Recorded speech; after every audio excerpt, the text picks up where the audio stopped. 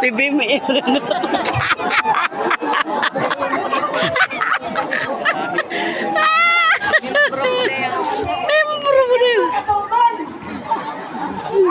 Ay, wala ito nagay. Wala nagay. Ako mapunta ko ko TikTok dire. Nugi ko ninyo. Ha? Tiro mo yung general consultant, sole secretary ng Banuan. Ipatindog ninyo. Okay lang yan. Kapatid ko naman nag-request. Ito na yan ang mga wakwak. Sabi ko, bakit kaya ako pag-wakwak? Dito na ngayon. Ito si Joseph. Wala man rin si Joseph. Ito si Maria Puel. Sabi ni Maria Puel, Ma, natay bisita. Ako kinsa? Si Joseph. Ino ni Joseph. Uy, naman ko nili ang mga first kids. Ito na. No, abot. Ito si Joseph. Kasama niya ni Aylong. Sino yan? Joseph, anong liga? Joseph Dumalay. Oh, yes. Joseph. So may kasama ito si Joseph na isang lalaki. Nintuhan na kami. Hindi nagtagal.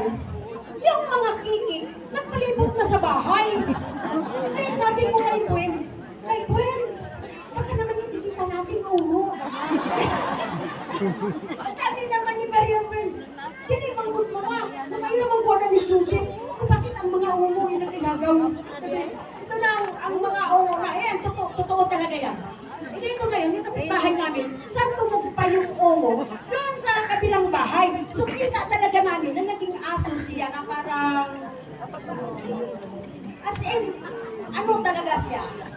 Witch.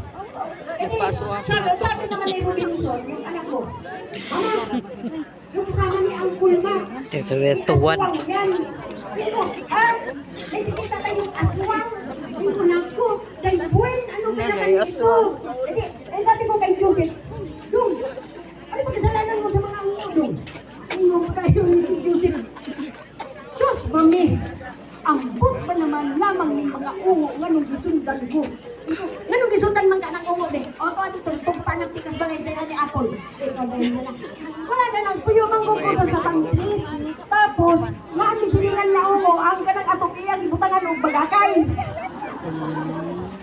O, di ang ungo, nasabiit. Kasi, buntag na, yung pako nasabiit doon sa bagakay. Kailangan niya, birahon ang bagakay kasi mapulis si Joseph. Kasi sa atip niya magiging tao na yun, natusok sa Gibira kaya yun, binuntan si Joseph. Kaya si Joseph, kung istoryahon ito ko yung bata na yan. Kaya yun, pumunta sa bahay, ang mga wakwak, nag-wild. Pero yung mga wakwak, huwag kayong magalit sa akin ha. Bato-bato sa langit, magagalit.